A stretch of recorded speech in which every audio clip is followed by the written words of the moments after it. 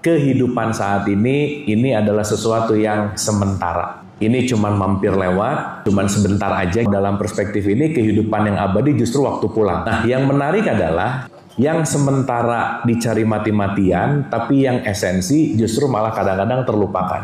Jangan terlalu sibuk mencari sesuatu yang pada akhirnya nggak bisa dibawa pulang. Ibu bapak, kalau kita dengar kata mati, itu lebih banyak takutnya atau senangnya? Kita takut akan mati atau takut akan konsep mati? Once kita mulai mengerti esensi kematian, udah bukan turut berduka cita, tapi turut bersuka cita. Kenapa? Karena sudah mau masuk ke dalam tahapan ilaihi roji'un. Kalau kita masih takut terhadap mati, jangan-jangan belum ngerti-ngerti amat apa itu hidup gitu. Karena orang yang menolak kematian, itu sering banget menolak yang namanya kehidupan. Dan orang menyangka bahwa mati itu nanti, hidup itu sekarang. Padahal hidup dan mati itu hanya dalam satu tarikan nafas. Begitu kita inhale, kita hidup. Begitu kita exhale, kita mati. Kita tuh mati tiap detik sebetulnya, Bu, Pak.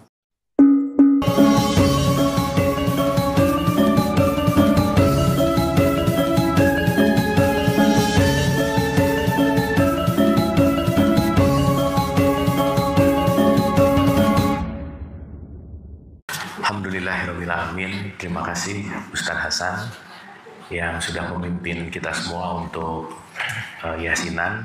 Senantiasa yasin tadi menggetarkan hati kita juga untuk kita mencurahkan doa terbaik untuk almarhumah. Sekali lagi senantiasa almarhumah husnul khotimah. Amin. Amin ya Allah ya Rabbal alamin. Ibu bapak yang dirahmati Allah, saya dikasih amanah untuk sedikit sharing. Mungkin ini hanya pengantar gitu ya, bukan tausiah, bukan ceramah. Karena saya tidak berusaha untuk memberikan ceramah atau tausiah, tapi mungkin kita refleksi bersama-sama gitu. Setuju Ibu Bapak? Setuju ya? Jadi kita sama-sama refleksi, sama-sama belajar, dan senantiasa dari almarhumah ini juga kita bisa banyak mengambil pelajaran yang insya Allah siapapun yang hadir ke sini saya rasa didorong oleh sekali lagi welas asih yang ada di dalam hatinya untuk sama-sama mendoakan. Baik, Ibu dan Bapak yang dirahmati Allah, saya mengenal almarhumah ini di kajian. Kita punya kajian namanya tadi mungkin Ibu Dina udah cerita, namanya kajian akhir pekan. Yang saya juga baru tahu gitu kalau sakit, dan kemarin Bu Dina ngasih foto meskipun pakai selang gitu ya Bu ya? Meskipun pakai selang itu habis operasi apa gimana? Enggak, waktu baru sakit kan dia off sering hadir. Oh iya. Tapi nggak mau ketinggalan. Jadi dia dari laptop pakai ini, dengerin ngelabu aja terus. Iya. Tuh luar biasa ya, semangat belajarnya sangat luar biasa, dan alhamdulillah kita semua malam hari ini hadir untuk turut mendoakan gitu ya. Baik, saya akan memulai mungkin dengan satu kalimat ya Ibu dan Bapak yang sangat familiar.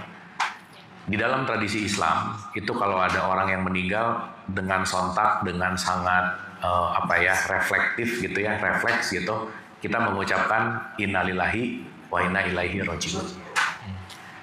Tapi yang menarik, itu kata-kata itu hampir 95% dari apa yang saya telaah itu rata-rata terjadi secara otomatis, Bu, Pak. Jadi begitu ada orang meninggal, refleks aja gitu.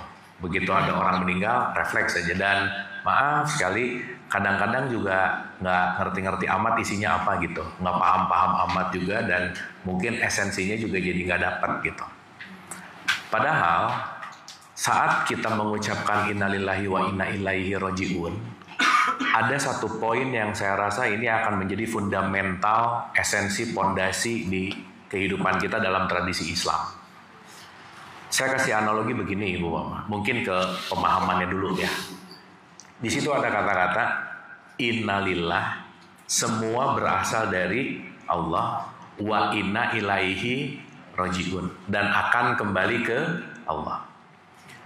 Artinya, kalau kita melihat dalam perspektif ini, bahwa kita semua datang dari sumber yang sama, dan kita akan kembali ke sumber itu, atau sumber tersebut datang dari Allah dan akan kembali ke Allah. Misalkan kalau di Quran itu di surat 57 ayat 3 dan 4 ada kalimat huwal awal wal akhir, dialah yang awal dan dialah yang akhir. Artinya apa? Dia adalah start dan dia juga adalah finish. Nah, Ibu Bapak yang dirahmati Allah, kalau kita mulai menyadari lagi, tidak ada satupun yang memohon atau merequest untuk hadir di semesta raya ini. Betul nggak Bu Pak? Kita semua di sini terpilih. Dan yang menarik, kita semua ini terpilih, kalau saya boleh secara singkat, salah satu misi kehadiran kita di semesta raya ini, itu kata kuncinya adalah belajar. Maka saya sering sebut, life is all about the school of life. Setiap jam adalah jam pelajaran, setiap tempat adalah tempat belajar, dan siapapun yang datang ke kita pasti mau mengajarkan sesuatu. Dan yang paling lebih esensi lagi, karena kalimatnya ilaihi rojiun kita akan kembali, saya rasa kita sangat penting untuk mengingat baik-baik bahwa kehidupan saat ini adalah sesuatu yang sementara. Ini cuman mampir lewat dan ini cuman ya istilahnya cuman sebentar aja gitu. Tapi jangan lupa bahwa kalau dalam perspektif ini kehidupan yang abadi justru waktu pulang. Nah, yang menarik adalah ketika salah fokus, yang sementara dicari mati-matian, tapi yang esensi justru malah kadang-kadang terlupakan. Makanya saya selalu mengulang-ulang kalimat dalam perspektif ini, jangan terlalu sibuk mencari sesuatu yang pada akhirnya nggak bisa dibawa pulang. Karena kalau kita terlalu sibuk mencari sesuatu yang nggak bisa dibawa pulang, akhirnya kalau kata anak sekarang tuh galvok gitu ya, gagal fokus gitu. Justru yang sementara dicari mati-matian, tapi yang long term, konteksnya ilaihi rojiun, justru malah jadi lupa gitu. Nah jadi malam hari ini saya rasa kita dikumpulkan untuk refleksi. Oh iya, jangan lupa Ibu Bapak, waktu kita baca Yasin juga sebetulnya esensi subjek utama Yasin itu diri kita. Karena esensi Yasin itu bukan untuk siapa-siapa, tapi pembelajaran untuk kita. Yang mudah-mudahan dengan konteks Yasin ini juga mengingatkan kita terhadap esensi atau makna dari kehidupan ini. Jadi nomor satu, kata kuncinya adalah semuanya pasti sementara. Semua datang ke sini hanya sebagai tamu, dan semua tamu itu pasti akan pulang. Artinya apa? Kita lagi di tempat singgah sementara yang pada akhirnya akan kembali kepada rumah sejati yang disebut ilaihi rojiun itu. Itu nomor satu.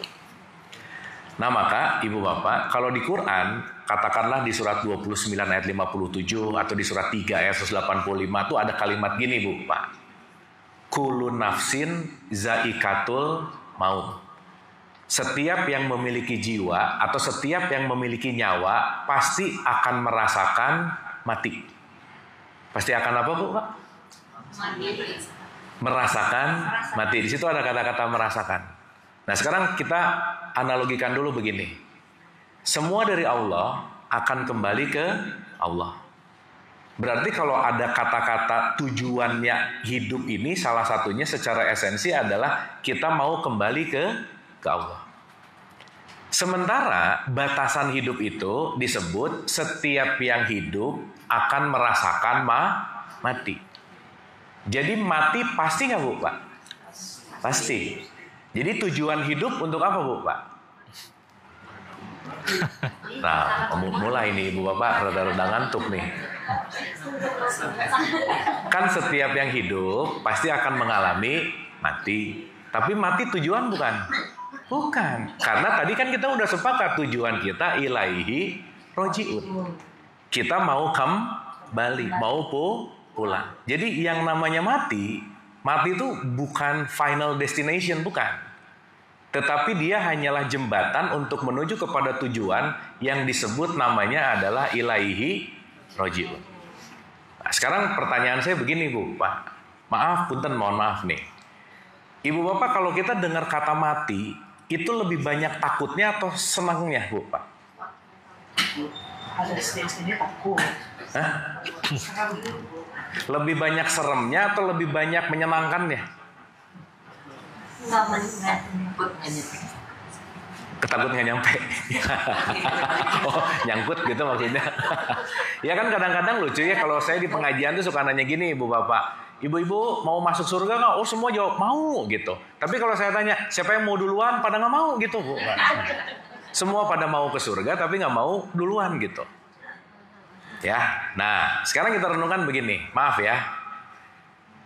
Terhadap kematian itu, kita takut akan mati atau takut akan konsep mati, Bu, Pak? Yang mana? Kita kan suka dikasih tahu ya, abis mati begini, abis mati begitu, abis mati begini, abis mati begitu. Itu konsep nggak kira-kira? Konsep.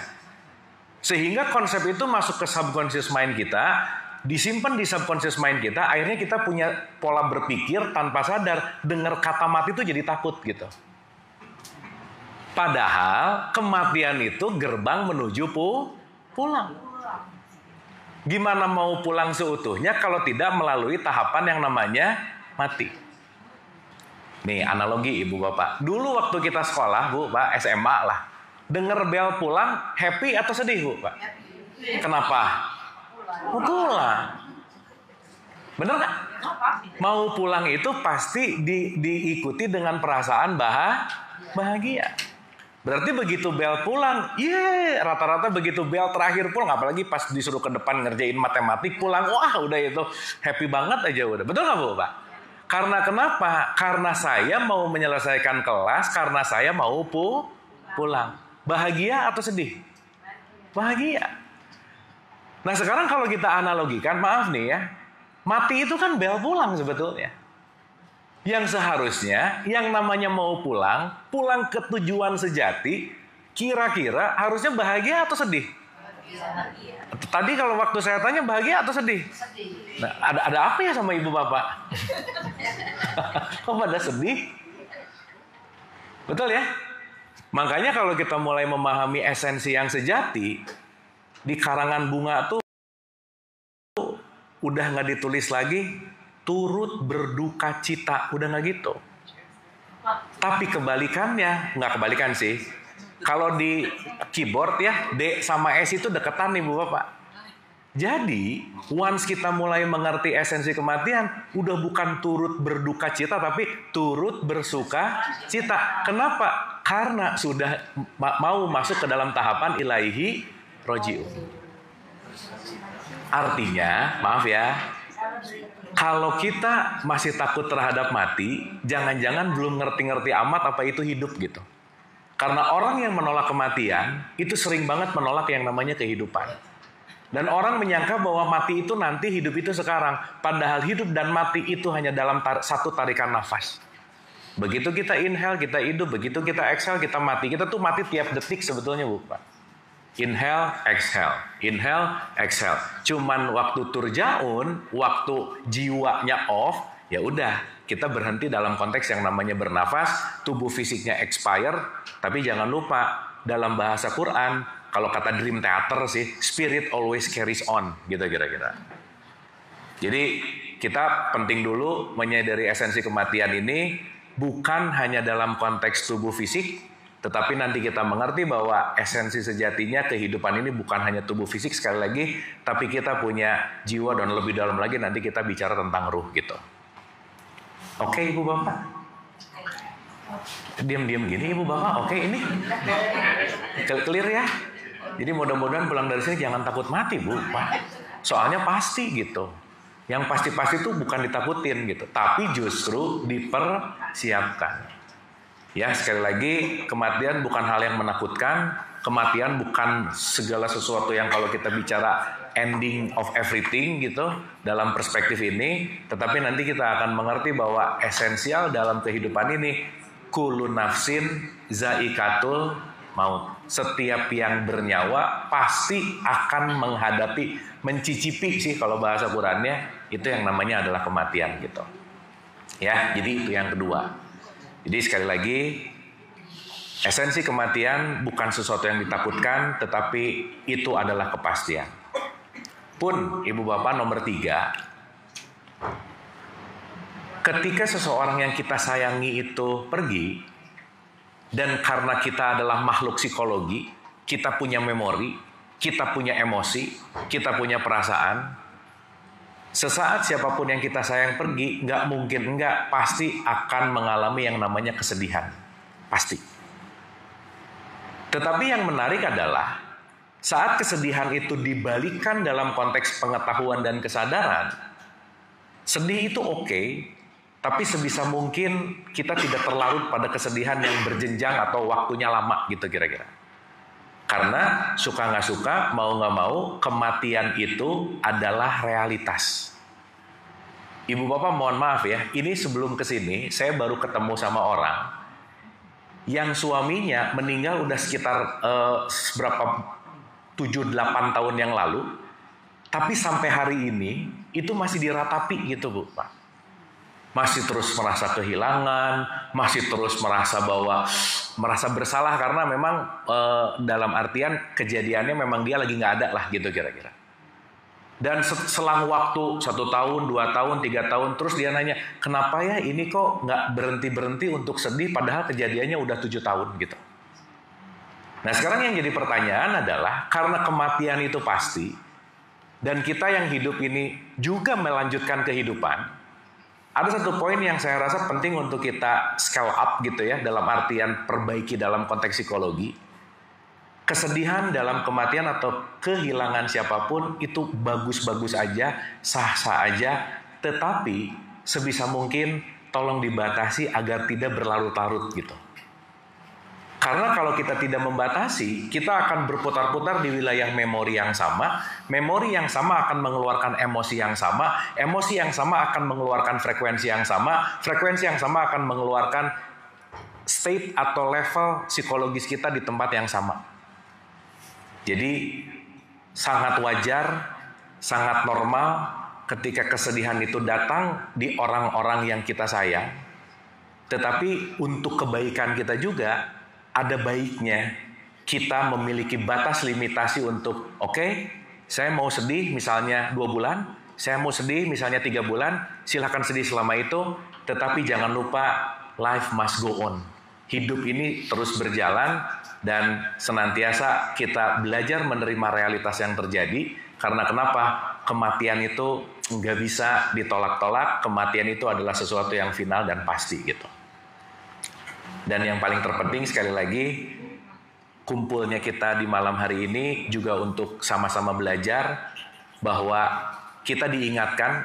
Yasin itu kan tadi kalau ibu bapak perhatiin ayat demi ayatnya ya. Ini kita akan menjadi saksi gitu. Dan justru siapapun yang meninggalkan kita, wabil khusus almarhumah malam hari ini, mengingatkan kita juga bahwa suatu saat nanti kita akan seperti beliau. Pertanyaan besarnya adalah apa yang sudah kita lakukan dalam konteks kehidupan ini gitu. Nah, jadi yang ketiga, yuk kita sama-sama menata psikologis kita, menata kesadaran kita untuk bisa terus menerima, karena pada dasarnya kematian nggak bisa kita tolak, yang bisa kita lakukan adalah penerimaan, dan kita perlu untuk selalu bisa move on, gitu intinya. Berikutnya ibu bapak yang dirahmati oleh Allah, kita tuh sering banget ya berdoa, ya Allah, semoga dimatikan dalam keadaan husnul khotimah. Betul nggak Bu, Pak? Ya. Tapi ibu bapak perlu diketahui, kalau mau meninggal atau mati dalam keadaan husnul khotimah itu di atasnya ada tanda bintang Bu, Pak. Syarat dan ketentuan berlaku gitu. Nggak otomatis, enggak. Karena husnul khotimah itu nggak ada kaitannya sama tubuh fisik, enggak. Contoh, mohon maaf. Kalau kita bicara dalam konteks Islam, mungkin KTP kita bisa Islam Bu, Pak. Tapi jiwanya belum tentu Islami gitu. Dan yang menarik, begitu masuk ke dalam fase yang namanya kematian, tubuh fisik kita secara identitas itu nggak ikut-ikutan gitu Bu, Pak. Sehingga kalau ada kata-kata man arafah nafsah, faqad arafah robah, kalau kamu mengenal dirimu, kamu akan mengenal sejatimu atau robmu. Ada part yang esensial selain tubuh fisik, itulah konteksnya yang namanya jiwa gitu. Atau dalam bahasa Arab disebut nafs. Jadi kan kalau dibagi 3 ya ibu bapak, ini waktu kita nggak lama jadi saya cepat-cepat aja supaya tapi at least ada gambaran. Tubuh fisik kita ini adalah part yang paling luar, masuk ke dalam sedikit namanya jiwa, tapi esensinya namanya ruh gitu. Maka ruh sama jiwa disatuin namanya nyawa. Maka orang yang meninggal itu dicabutnya nyawa. Nah, kaitan kalau kita sering dengar kata-kata pertanggungjawaban ataupun perhitungan, Itu kalau di surat 17 ayat 36 tuh ada kalimat yang menarik, Bu, Pak. Kalimatnya begini. Janganlah kamu mengikuti sesuatu yang kamu tidak mempunyai pengetahuan tentangnya, karena pendengaran, penglihatan, dan hati akan dimintai pertanggungjawaban. Jadi yang dimintai pertanggungjawaban bukan urusan physical, biological, bukan. Tetapi softwarenya gitu.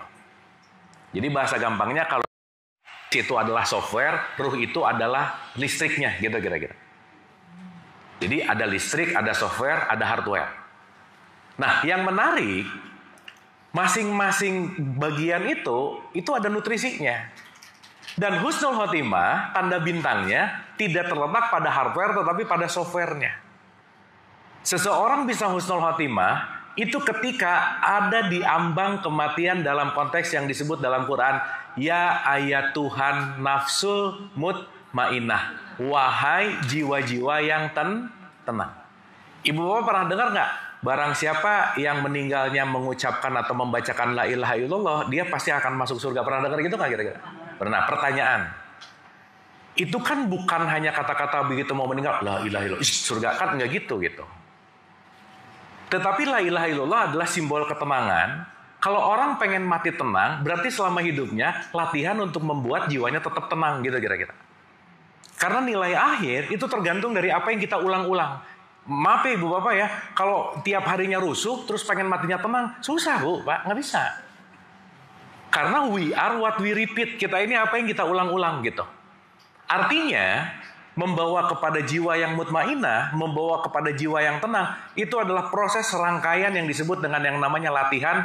Makanya dalam tradisi Islam, untuk memutmainahkan jiwa, kita dilatih 5 kali sehari. Mulai dari subuh, zuhur, asar, maghrib, isya. Besoknya diulang lagi. Karena kenapa? 5 kali ini adalah proses me time kita untuk melatih agar terlatihnya jiwa dalam keadaan tenang. Gitu kira-kira. Nah sekarang Ibu Bapak maaf ya. Kalau kita pengen husnul khotimah, kira-kira latihannya dari sekarang nggak Bu Pak? Iya, nggak bisa nanti semenit 2 menit sebelum. Ya nggak tahu juga sih ya memang. Tapi poinnya, konteks yang namanya mutmainah itu adalah long period dalam konteks journey. Journey di mana kata kuncinya adalah apa yang kita ulang-ulang akan menjadi diri kita. Khususnya kaitannya sama jiwa gitu. Nah pertanyaan besarnya kan nggak mungkin ya kita semua nggak pengen husnul khotimah tuh nggak mungkin. Perlu diketahui dalam perspektif Quran hanya satu golongan Bu Pak yang bisa endingnya husnul khotimah. Jadi kalau di Quran tuh at least ya ada 3 golongan. Level paling rendah namanya zolim Bu Pak. Naik 1 level namanya beriman. Nah puncak nomor 3 yang kira-kira akan husnul khotimah itu melampaui iman. Itu yang disebut orang yang bertakwa gitu. Makanya di dalam Al-Quran selalu dikatakan inna akramakum indallahi atqakum. Yang paling mulia di hadapanku kata Allah adalah orang yang paling takwa. Dan di surat 16, 20, 21, 22 di situ nanti disebutin yang akan mendapatkan konteks husnul khotimah itu adalah orang-orang yang masuk kepada derajat yang disebut dengan derajat takwa gitu. Nah, singkat cerita Bu, Pak, kenapa Quran mengawali dengan kata-kata alif lam mim zalikal kitabul la raiba fihi hudalil muttaqin. Straight to the point tuh. Setelah Al-Fatihah, 1-2-nya Al-Baqarah langsung mengingatkan kita untuk menuju takwa karena kenapa? Pada akhirnya, jiwa-jiwa yang akan husnul khotimah adalah jiwa-jiwa yang selalu berlatih di level-level yang namanya ketakwaan. Jadi Ibu Bapak maaf ya, takwa itu bukan siapa, bukan apapun konteksnya dalam konteks fisikal, tapi takwa adalah jiwa yang dilatih diulang-ulang. Makanya kalau kita bicara dalam konteks Islam, Islam itu kan dinamis gitu. Islam itu adalah ongoing proses.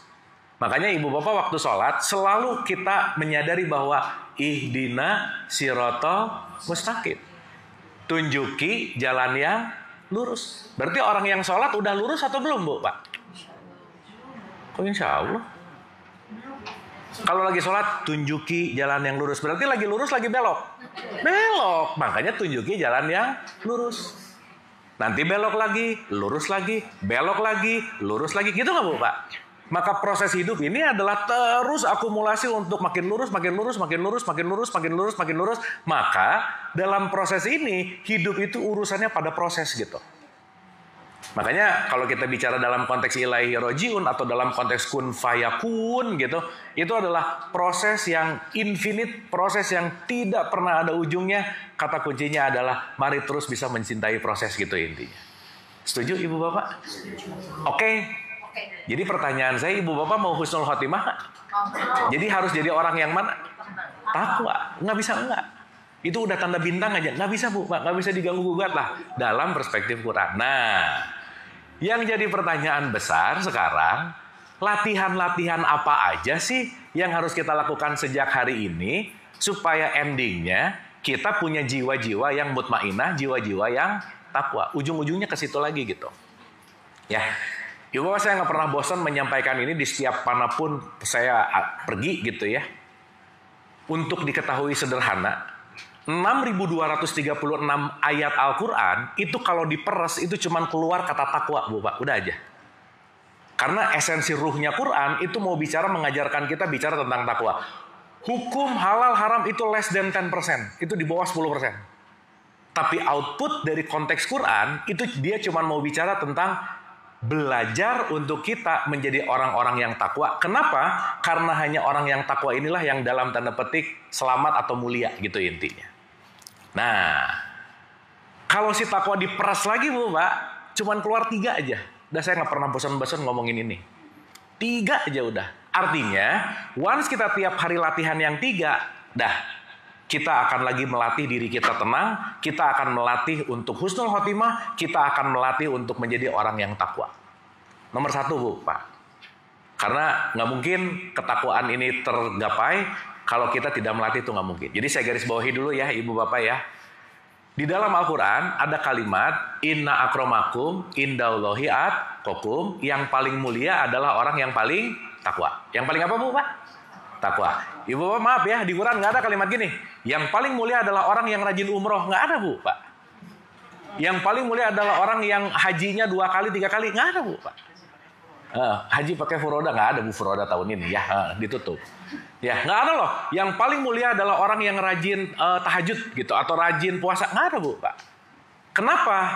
Sholat, puasa, umroh, haji, kurban, motong sapi kemarin dan lain itu hanyalah jembatan menuju takwa.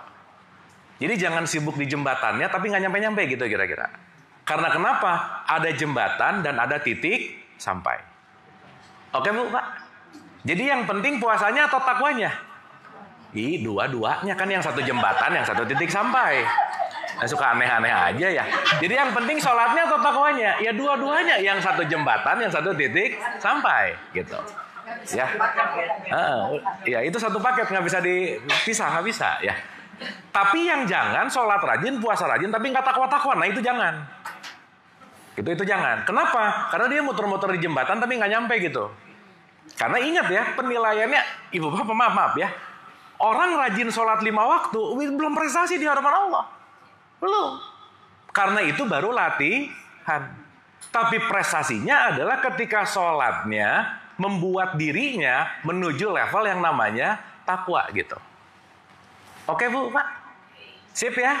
Jadi yang penting sholatnya atau takwanya? Oh sip, mantap. Nah jangan lupa ya Ibu Bapak, awas hati-hati. Nanti lupa. Jangan sepotong, jangan.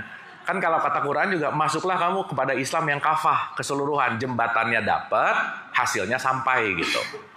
Nah, Ibu Bapak maaf ya, saya melakukan riset ini udah hampir 14 tahun. Kemana-mana saya tanya, begitu takwa itu apa? Jawabannya tuh template di mana-mana. Udah jawabannya cuma melaksanakan perintah, menjauhi larangan. Udah aja. Itu mau dari anak TK sampai S3, jawabannya sama Bu. Pak, gitu aja. Itu nggak pernah update gitu. Nah, supaya nggak terlalu abstrak, dan kita bisa melihat sebuah key point untuk kita latih, maka saya akan mengutip dalam bentuk praktikal gitu. Saya kasih analogi dulu gini Bu, Pak. Ibu Bapak, kita datang ke sini sekali lagi nggak minta tapi dipilih dan sementara. Bahasa gampangnya kita lagi dilesin sebentar ke bumi supaya sadar nanti pulang gitu. Gampangannya begitu. Artinya berkaitan sama takwa, semua yang datang ke bumi punya satu kesamaan bahwa kita adalah tamu, dan yang namanya tamu nggak pernah punya hak milik. Udah gitu dulu, nomor 1. Artinya, kalau kita nggak pernah punya hak milik, semua yang terjadi di muka bumi ini, semuanya hanya hak guna pakai gitu. Berarti kalau sekarang ada orang, aduh aku kehilangan apa, orang nggak pernah memiliki kok gitu. Nggak pernah bisa punya apa-apa dalam tanda petik. Artinya salah satu musuh terbesar untuk tidak menjadi husnul khotimah adalah kemelekatan namanya. Karena saat melekat, saat menjadi tambah melekat, saat menjadi sangat sulit untuk ilaihi rojiun. Maka nomor satu dalam perspektif ketakwaan, siapa sih orang yang takwa? Orang yang takwa adalah orang yang pandai melepaskan kemelekatan. Nah, supaya gampang lagi Ibu Bapak, kemelekatan tuh biar nggak pusing gitu ya, biar gampang. Saya mengutip dari surat Ali Imran 134. Di Ali Imran 134 tuh ada kalimat gini Bu Pak. Orang-orang yang takwa adalah orang yang pandai berinfak baik lapang maupun sempit. Itu nomor satu. Artinya ketika kita berinfak, kita lagi melepaskan sesuatu. Artinya kita lagi melepaskan sesuatu, kita lagi belajar untuk tidak melekat. Jadi, maaf nih, mau sholatnya rajin, mau puasanya rajin, tapi tidak pandai berinfak baik lapang maupun sempit, itu kira-kira belum agak-agak nyampe ke level takwa gitu Bu, Pak. Mungkin kalau boleh pakai bahasa yang lebih gampang, saya gampangin gini Ibu Bapak. Orang yang takwa nomor satu, simple. Orang yang enggak pelit, udah gitu aja. Yang enggak apa Bu, Pak? Sekarang saya tanya, punten mohon maaf ya Ibu Bapak, mohon maaf nih. Ada nggak orang yang rajin sholat tapi pelit Bu, Pak? Ada nggak? Jangan banyak, nggak enak, ada aja, ada. Berarti mau sholat rajin pelit, nggak nyampe, nggak main gitu. Kenapa? Karena dia jangan-jangan baru melakukan ritual raga tapi belum kepada rasa. Makanya dalam konteks sholat atau ritual ada dua, olahraga dan rasa. Raganya digerakin tapi rasanya nggak nyambung. Selesai sholat nggak ada perilaku yang berubah kok gitu. Makanya kenapa dalam Quran dikatakan janganlah kamu sholat dalam keadaan mabuk. Betul Bu Pak? Berarti kalau mabuk itu kan nggak ada perubahan. Contoh, Ibu Bapak sholat itu titik sampai atau jembatan yang mana? Titik sampainya apa? Ih, jadi diam lagi ini. Kenapa sih Allah nyuruh kita sholat Bu Pak? Inna sholata tanha anil fahsya'i wal munkar, supaya kejinya turun, munkarnya turun. Betul nggak? Jadi sholat itu sarana supaya kita latihan supaya kejinya turun, munkarnya turun. Sekarang saya tanya, ngegosipin orang keji nggak? Keji. Jadi kalau ada orang sebelum zuhur ngegosip, abis zuhur ngegosip, dia sholatnya sadar apa mabuk? Mabuk. Karena nggak ada bedanya gitu. Ini mau zuhur, abis zuhur, sebelum dan sesudah, before after nggak ada bedanya. Before after nggak ada penurunan keji dan munkar. Artinya apa? Jangan-jangan sholatnya dalam keadaan mabuk. Kenapa mabuk coba Bu Pak? Iftitah nggak ngerti, Al-Fatihah nggak ngerti, bacaan pendeknya nggak ngerti. Yang penting Assalamualaikum, udah aja. Terus nanti ditanya, emang makna iftitah apa? Jawabannya sederhana, wallahu a'lam bishawab, udah aja, nggak tahu isinya apa. Ya, artinya yang melakukan hanya dalam konteks ragawi, mohon maaf nih, ini jangan-jangan nggak ada bedanya antara orang sholat sama senam gitu Bu Pak. Dia cuma olahraga, tapi tidak mengolah rasa. Makanya raga dan rasa nggak bisa dipisah. Konteksnya adalah bagaimana fisik dalam bentuk ritual, jiwanya dalam bentuk konteksnya namanya spiritual gitu intinya. Oke Bu Pak? Oke. Clear ya? Jadi nomor satu, rumus husnul khotimah adalah stop belajar jadi orang pelit. Udah itu nomor satu aja Bu Pak. Dah. Ibu Bapak mohon maaf, pelit turunan bukan? Awas jawab iya lagi. Bukan kebiasaan. Jadi nggak bisa, aku tuh emang turunan pelit. Enggak, tiap hari latihan pelit. Udah gitu. Ya, karena konteks apa yang jadi perilaku kita, mau nggak mau, suka nggak suka, poinnya adalah pembiasaan yang diulang-ulang. Itu intinya. Jadi nomor satu, sekali lagi, kunci husnul khotimah yaitu ketakwaan. Kunci ketakwaan yaitu kita pandai untuk berinfak di baik lapang maupun sempit. Jadi istilahnya buat husnul khotimah nggak main untuk orang yang pelit, nggak bisa lah udah gitu. Red alert, red flag kalau kata anak sekarang, nggak bisa. Dah. Deh, itu nomor satu. Yang kedua Bu, Pak. Yang kedua nih. Ibu Bapak pernah ketemu orang nyebelin nggak? Waduh, sering ya. Ya, sekarang saya tanya. Kalau Ibu Bapak ketemu orang yang nyebelin, kira-kira dia menyebalkan atau aku memaknai dia menyebalkan? Yang mana? Aku memaknai. Nah, berarti kalau ketemu orang nyebelin, yang sebenarnya nyebelin siapa? Saya. Betul ya? Karena ingat, di luar diri kita semuanya netral dan di luar diri kita semuanya layar. Proyektornya di dalam nih. Jadi ibu bapak maaf ya, jangan menghayal layarnya akan tampil sesuatu yang menyenangkan. Kalau di dalam di sininya penuh dengan kejulidan tuh nggak mungkin bu, pak. Nggak bisa. Kenapa? Karena di luar diri kita semua layar, proyektor utamanya ada di dalam. Contoh, kalau proyeksinya yang memproyektorkan film Bollywood, filmnya pasti banyak drama gitu. Jadi jangan harap yang di luar akan nice, akan oke.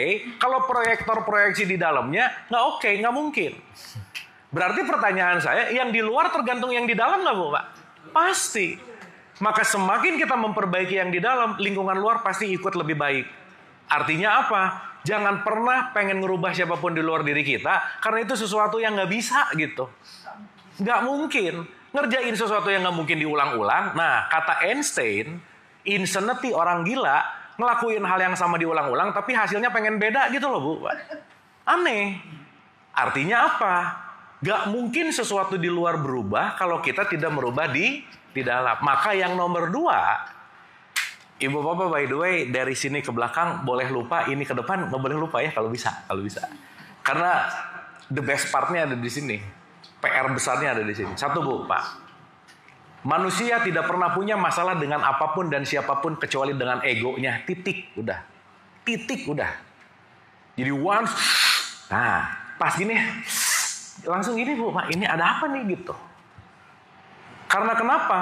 Orang-orang di luar diri kita itu cuma mau mencet tombol karena semua lukanya udah ada di dalam gitu bu. Saat kita merasa terluka, jangan lupa lukanya udah lama ada, dia cuma ngingetin aja sih sebenarnya. Makanya kita perlu sangat berterima kasih sama orang yang kita nggak suka bu, pak. Karena mereka lah yang mengingatkan kita bahwa masih banyak luka di dalam yang perlu disembuhkan. Karena semua luka bukan datang dari siapapun, tapi di dalam diri kita. Dan itulah yang perlu untuk kita regulasi gitu. Artinya, yang kedua, dalam perspektif Ali Imran 134, siapa sih orang yang takwa? Orang yang pandai menahan amarah. Gitu Bu, Pak. Control the ego. Ibu Bapak, ada orang yang rajin umroh tapi marah-marah mulu kerjaannya. Ada nggak Bu, Pak? Marah-marah mulu gitu, komplain mulu. Berarti kenapa? Unstable emotion gitu. Artinya gimana? Artinya dia tidak bisa mengontrol ego. Pertanyaan, ego ada di luar diri kita atau di dalam diri kita? Di dalam. Berarti kalau ada masalah, jangan cari jalan keluar, tapi cari jalan ke dalam. Karena the problem within. Menurut Taylor Swift, the problem is me, gitu Bu, Pak. Sok cek. Kata Taylor Swift juga, problemnya selalu ada di dalam gitu. Nggak pernah ada di luar. Artinya, saat yang di luar ingin berubah, yang perlu untuk dirubah adalah di dalam gitu. Nah ini yang nomor 2. Nah, ini syarat paling top of the top dari husnul khotimah Bu, Pak. Jadi kalau nomor 3 kira-kira susah Bu, Pak, udahlah gitu ya. Susah. Kenapa?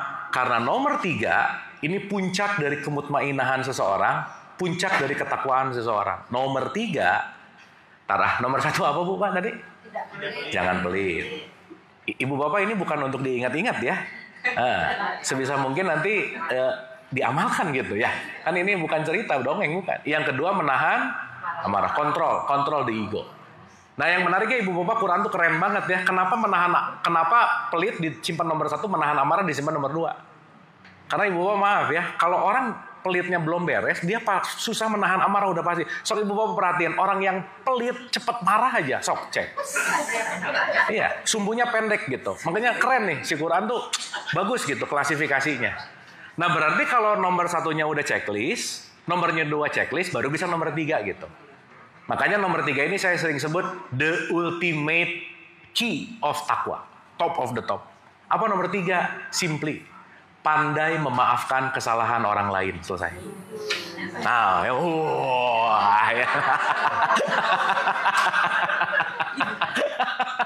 Iya.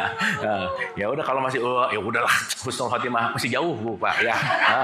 Udah jangan sok husnul khotimah jangan lah udah. Kenapa sekali lagi point of view-nya tidak terletak pada identitas, tidak terletak pada ritual, tetapi pada kemurnian jiwa kita yang senantiasa dengan memaafkan. Memaafkan adalah kunci untuk membawa jiwa kita masuk kepada level yang namanya mutmainnah.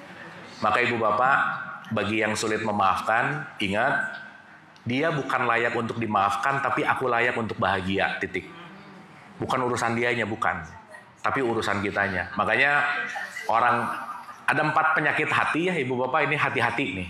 Stadium 1 namanya iri, Bu. Wah itu udah lumayan tuh. Naik ke stadium 2, jadi benci. Wah udah, kalau udah iri, naik benci, itu udah lumayan stadium 2, udah lumayan rada-rada mau akut nih.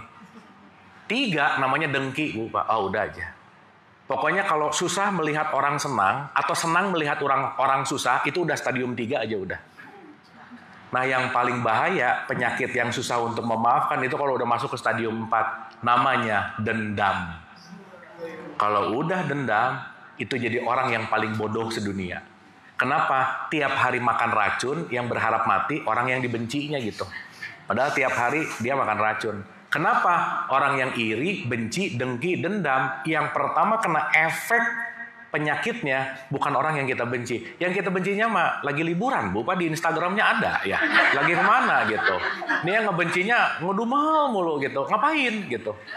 Gitu ya. Makanya kenapa point of view yang namanya ketakwaan the ultimate, itu kata kuncinya adalah memaafkan. Nah jadi Ibu dan Bapak, di waktu yang singkat ini, sekali lagi, mudah-mudahan kita mulai merubah pemahaman tentang kematian, Bu, Pak. Kalau dalam bahasa Sufi ya, Bu, Pak, kematian itu adalah hal yang paling ditunggu-tunggu. Karena kematian adalah gerbang kembali kepada kekasih, kalau kata Sufi. Kenapa? Karena penyatuan jiwa kita dengan sang pemilik, itulah the ultimate goals dari kehidupan ini. Nah, senantiasa Ibu Bapak, saat kita udah mulai mengerti bahwa kematian itu bukan takut, kematian itu jembatan menuju ilaihi rojiun. Jadi mudah-mudahan Ibu Bapak, kita sudah merubah persepsi turut berduka cita menjadi turut bersuka cita. Tapi Ibu Bapak mohon maaf, yang ngerti ini cuma 1%. Berapa persen, Pak? Berarti 99%-nya ngerti atau enggak? Enggak. Jadi Ibu Bapak jangan mentang-mentang sekarang udah ngerti, nanti ada tetangganya meninggal, datang turut bersuka cita. Jangan ya. Udah jangan nyari ribut, jangan aneh-aneh gitu.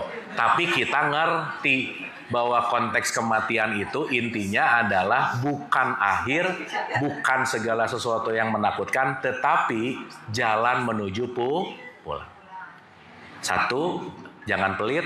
2, pandai menahan amarah. Dan 3, itu namanya adalah pandai untuk memaafkan. Oke Ibu Bapak, sip ya, hatur nuhun. Waktu saya nggak terlalu lama.